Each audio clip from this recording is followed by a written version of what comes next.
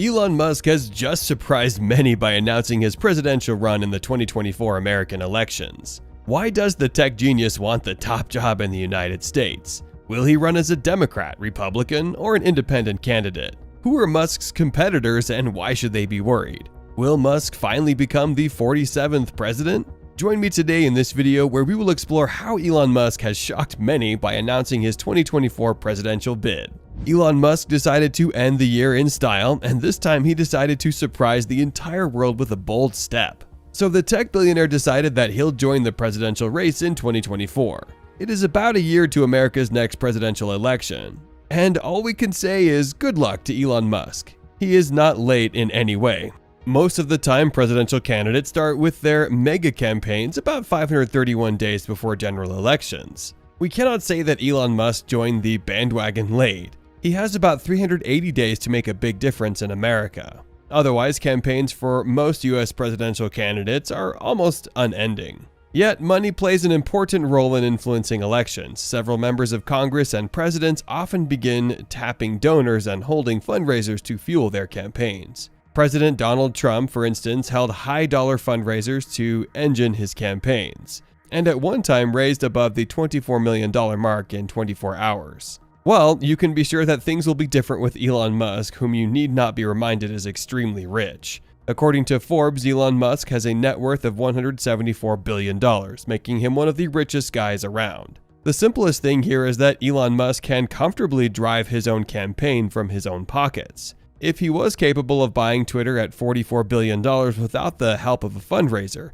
he can pull off a mega campaign America has never seen before. You see, a typical US campaign costs an average of $100 million. For benchmarking's sake, we can look at how much the former candidates have been using to launch successful campaigns. For starters, let's begin with one of America's favorite presidents, Barack Obama.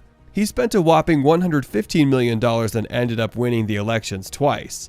Bill Clinton, on the other hand, spent $106 million. And those who had a lower budget like John McCain spent $41 million. Well, this amount doesn't sound like anything Elon Musk cannot afford if he was able to single-handedly buy Twitter. Something we can bet on Elon Musk is that he can pull off one campaign that will sweep everyone off their feet. Otherwise, the Tesla CEO is quite an icon in America. He has an unequaled influence not only on the public, but also on the social media sidelines. A single tweet from Elon Musk can change stocks within a day, as Musk seems to have an overwhelming amount of influence among his social media platforms. The world's richest man is among the top 10 most popular names on Twitter, with over 121.3 million users. With such a massive following on Twitter, Musk can easily influence many people. If you're following Elon Musk on social media, you will understand that he at one point immensely affected the Bitcoin value by changing his personal Twitter bio to #Bitcoin. This simple change caused Bitcoin values to jump by more than 20% to $38,566. Yet this was not the only time that Elon Musk frenzied the masses on social media. He frenzied a surge in GameStop with a simple tweet, GameStonk, with a link to the Wall Street Reddit thread. The word GameStonk is a combination of GameStop, an American video game company, and stonk, the American slang for stock. Well, as simple as his tweet sounded, what it did to GameStop's valuation is nothing they've ever seen since they started the video game business. GameStop's valuation increased by more than $10 billion within only 24 hours, causing some amateur trading apps to pause trading. We have barely heard of iconic personages able to pull such an influence on people, even in the political lines. Elon Musk holds ranks among the most influential people in the world. With this level of influence under his sleeves, this tech billionaire has all it takes to successfully participate in the US presidential run. Moreover, he has many things that will attract people by the billions to vote for him. Just like the former US President Donald Trump, Elon Musk is going to start his political career as a businessman. Yet, Elon Musk is in many ways levels ahead of Trump. In the first part, he is super rich, running several businesses. Elon Musk is the proud owner of Tesla, the best EV company in America, SpaceX, a most successful private space company that will soon monopolize space travel, and Starlink, which will provide limitless internet connection where everyone is. This is not the whole list of Musk's companies, as there's a whole page of them. Yet despite their number, Musk has proven to be a master of multitasking. It seems that whatever touches turns to gold and multiplies. You can be sure that if he runs for the US campaign and wins it, he will bring new energy to the country. As it is, America is in dire need of someone who can easily revive its economy following the COVID-19 pandemic. President Joe Biden's administration has improved the economy since the COVID-19 pandemic, but inflation is still a big problem, and America is yet to be fully back on its feet. They need to entrust someone who can handle difficult tasks, and Elon Musk seems to be the man for the job. He has handled most difficult things in the past. SpaceX, for instance, is good evidence that Elon Musk can successfully lead America towards better economic times. While beginning the space company, there was no other before it that had achieved what Musk had wanted for the company: fully reusable rockets. That being the case, the tech mogul went ahead and made his reusable rockets from scratch. Remember, that is not something that NASA had previously achieved. Therefore, Musk pioneered making reusable rockets, despite that he has never stepped into any aerospace school. His brilliance and energy are what is needed to revive America's economy. The country does not need economists. It needs people who are capable of driving the right energy to where it is needed. And we cannot think of a more qualified person than Elon Musk. Aside from America's dwindling economy, Elon Musk holds several promises to improve this great country. The first thing you can be sure of is that Elon Musk will strive to alleviate climate change. The tech billionaire already has inroads on how to go about this issue, especially speaking about electric vehicles. The man has an upper hand over all the presidents that have come before him. The simple reason is he's actively involved in making EVs, which are keen in lowering America's carbon footprint in the world. Musk has one dream: to achieve clean energy in America. No wonder he ramps up the production of Tesla cars to nearly 1 million annually. If he was able to do such a private entity, you can bet on your deepest dollar that Musk will make a big difference as a president. On a different note, America is currently struggling to improve two other things: education and resource distribution. Speaking about the latter, resource distribution will be almost smoothly dealt with even with the increased production of EVs, which will tremendously impact the economy. Currently, EVs account for 4% of the US economy, and this 4% Tesla accounts for 3/4, leaving a minuscule quarter for the rest of the car industry. Yet this can be improved with someone having to know-how in driving this industry to the next level. America's greatest economic boosters have been tech, and green tech is where Elon Musk will be taking the country. Now, speaking about education, Elon Musk is sure to revamp the whole education sector in America. Although America is ranked as having the best education curriculum in the world, the tech billionaire thinks it could be a lot better. Speaking about college education alone, Musk concluded that it is basically for fun and to prove that you can do your chores, but they're not for learning. To a great extent, he is right. The current education sector is not as practical, thus most of the graduates getting out to seek jobs lack skills like problem solving and critical thinking. With Musk, who already has a model education in mind, he has quite something to offer Americans who are hungry for a great change. This coming race will be more than interesting, especially with Musk leaving the Democratic Party and joining the Republicans. Elon Musk left the Democrats earlier in May 2022, writing a tweet to confirm this. His tweet read, "In the past I voted Democrat because they were mostly the kindness party, but they have become the party of division and hate, so I can no longer support them and will vote Republican." Later on, you realize that Elon Musk didn't only mean to vote Republican, but also to run as a Republican. It's no wonder the Democrats were on his toll by making his life more difficult. For instance, President Joe Biden, a Democrat, failed to invite Tesla Motors to an EV summit, despite the fact that it is the sole EV manufacturer that makes more cars than all the others combined. Biden's reason? Tesla wasn't part of a labor union. Undoubtedly, these were political moves for Elon Musk, who'll have an upper hand now that he's a Republican. The key ideas for being a Republican are anti-communist, and the party's fiscal conservatism includes free market capitalism, support for lower taxes, and lastly, Musk's favorite, restricting labor unions. You can be sure that Musk will crush labor unions with so many restrictions as the Republican Party stipulates when he becomes president. He is typically an anti-labor union person, to an extent that all Tesla employees are not allowed to be part of a union. We cannot blame him though, since his reason is that labor unions introduced the two-class systems of lords and commoners, which he directly hates. Only in America. Right, only in America, I agree, absolutely.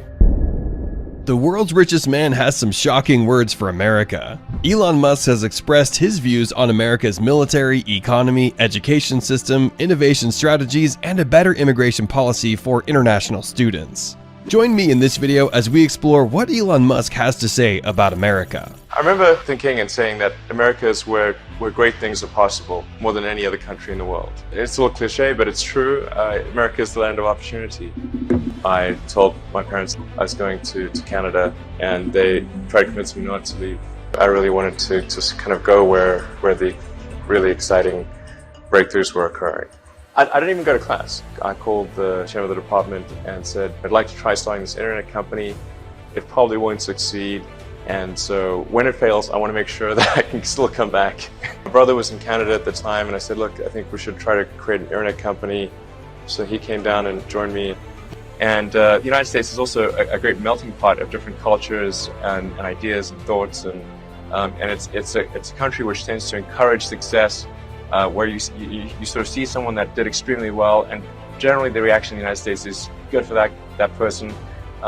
In most countries, it may shock people in the United States, in most countries, that's not the reaction.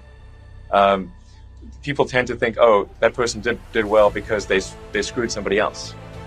Or they try to rise beyond their station. That was really inappropriate of them to be so nouveau riche, to use a French word. And so that, and Australia, for example, which is arguably similar to the United States in a lot of ways, but they tend to try to knock down people that have risen too high. They call it the tall poppy syndrome. Tall poppies get chopped. So I think that's really a good thing about the United States. My grandfather was actually American from Minnesota, and my mom was born in Canada. So I do have some American background. In fact, a lot of people think my name must be from some exotic location, but I was named after my great-grandfather, who was from Minneapolis, or actually St. Paul, I should say. And he was a school superintendent and part-time sheriff in 1900. And I was named after him. So I'm actually from Africa, named after my American ancestor. From the Midwest, yeah, of all places. Right. What took your family to South Africa? My grandfather moved with all his kids and my mom and everyone to South Africa because he wanted to use it as a base of exploration. So he had this little plane that he liked to fly all over the place, and he flew it all through Africa and Asia, and he was the first person to fly from South Africa to Australia. And he did this in a plane with no electronic instruments, and in some places they had diesel, in some places they had gasoline, and he had to rebuild the engine according to whatever fuel they had. So it's lucky he survived on that one. But he was sort of an amateur archaeologist. He liked to explore things. Just for exploration, just a quest for curiosity. Seems to run in the family. Yeah, I guess so. It seemed like the vast majority of such things came from the United States. I also read a lot of comic books, and they all seem to be set in the United States.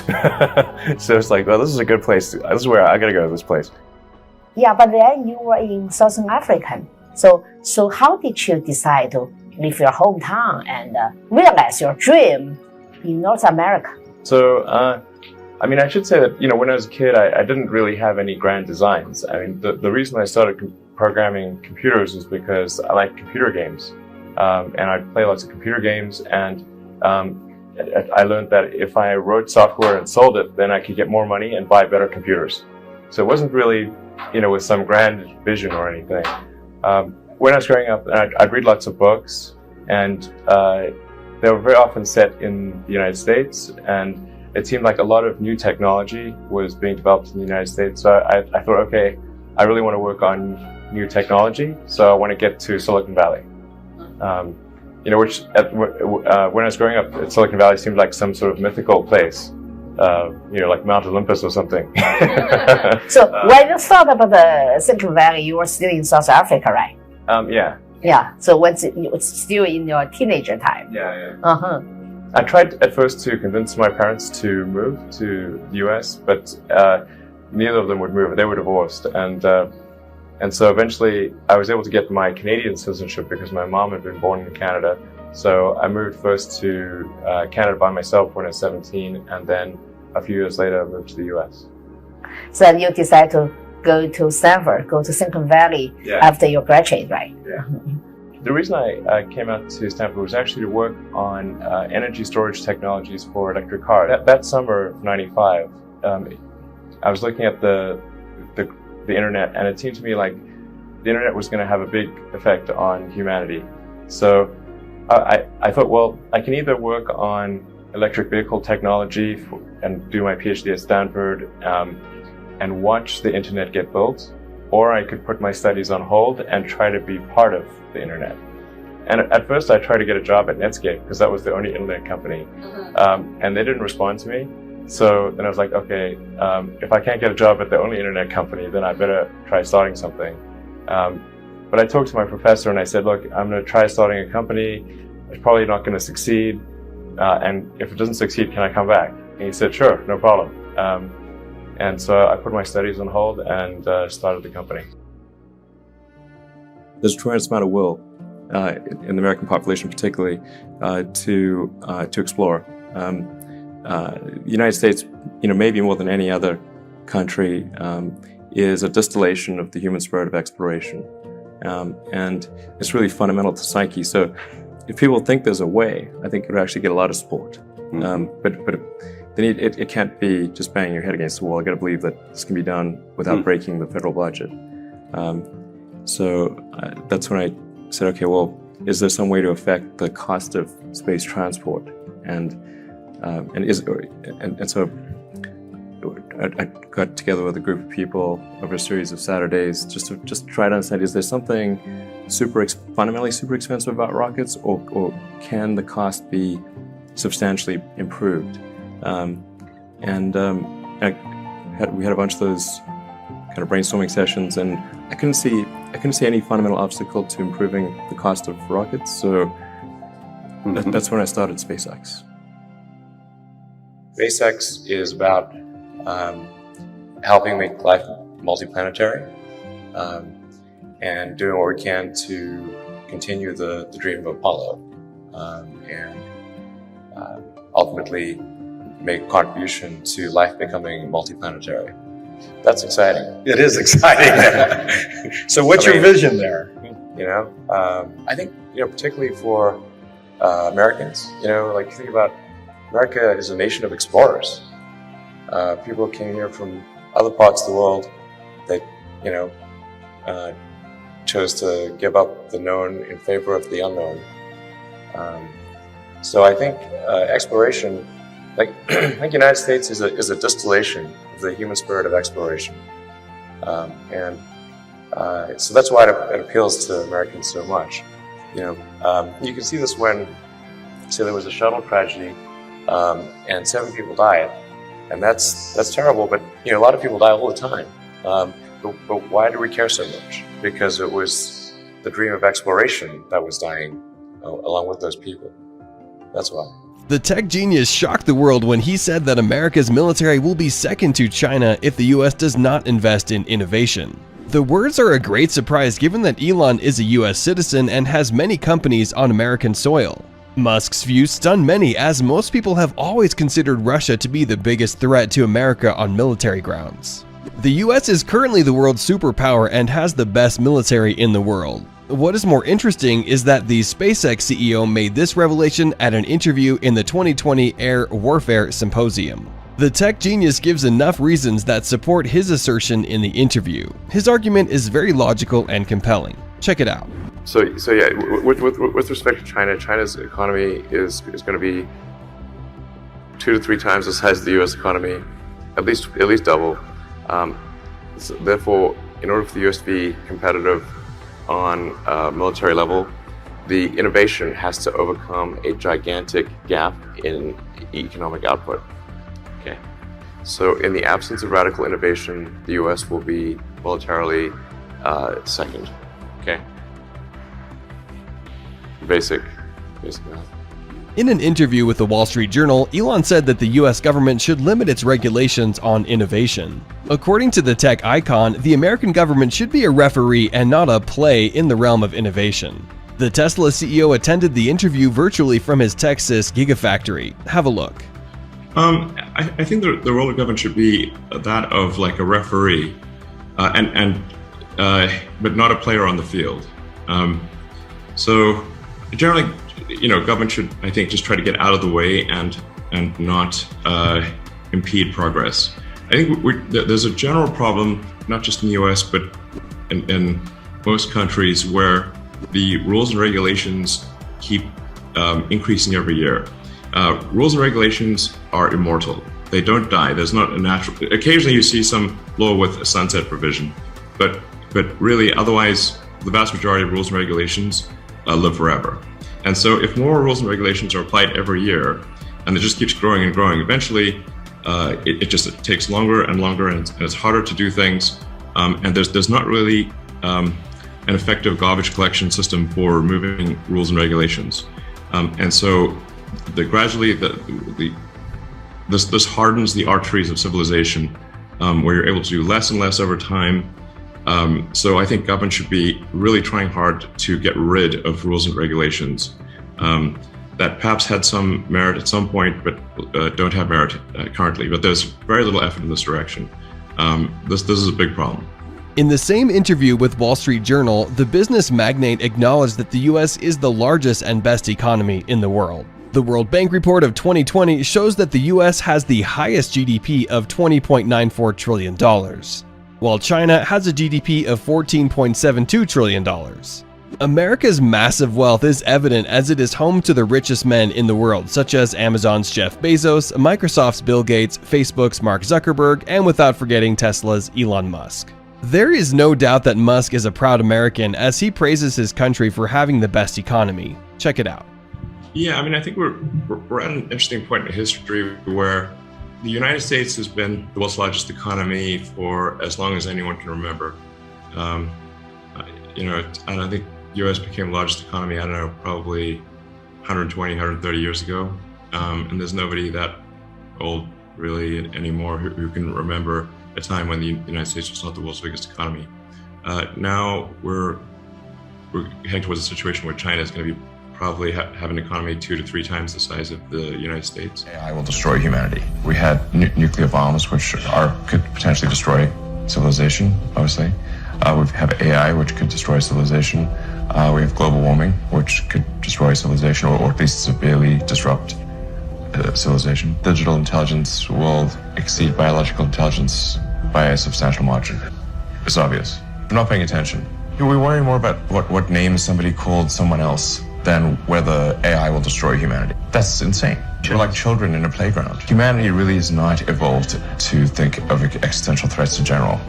We're evolved to think about things that are very close to us, near term, to be upset with other humans, and not to really to think about things that could destroy humanity as a whole. Excuse me, how could AI destroy civilization? It would be something in the same way that humans destroyed the habitat of primates. I mean, it wouldn't necessarily be destroyed, but we might be relegated to a small corner of the world. When Homo sapiens became much smarter than other primates, it pushed all the other ones into small habitats. They're just in the way. Couldn't AI, even in this moment, just with the technology that we have before us, be used in some fairly destructive ways? You can make a swarm of assassin drones for very little money by just taking the Face ID chip that's used in cell phones and having a small explosive charge and a standard drone, and have them just do a grid sweep of the building until they find the person they're looking for, ram into them and explode. You can do that right now. No new technology is needed. Right now. Probably a bigger risk than being hunted down by a drone is that AI would be used to make incredibly effective propaganda that would not seem like propaganda. So these are deep fakes. Yeah, influence the direction of society, influence elections. Artificial intelligence just hones the message, looks at the feedback, makes this message slightly better. Within milliseconds, it can adapt its message and shift and react to news. And there's so many social media accounts out there that are not people. Like, how do you know it's a person, not a person? One reason that regulators and others are a little bit in denial about this is the speed, the pace of change. What is the consequence of that speed of change? The way in which a regulation is put in place is slow and linear. Right. And we are facing an exponential threat. And if you have a linear response to an exponential threat, it's quite likely the exponential threat will win.